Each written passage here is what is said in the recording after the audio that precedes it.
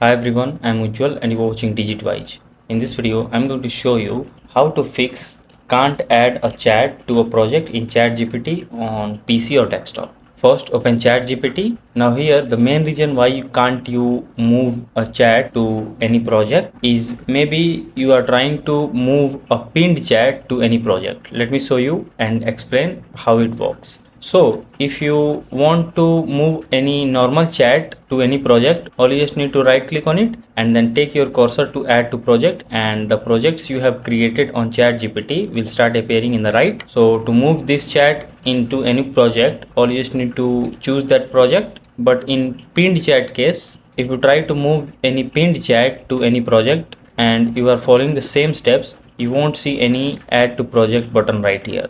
So to move any pin chat into any project, all you just need to unpin this chat first and then trying to add this chat to any project. So that's it. That's how this feature works. So if this video helps you in any way, then do like it and subscribe to the channel. Thanks for watching.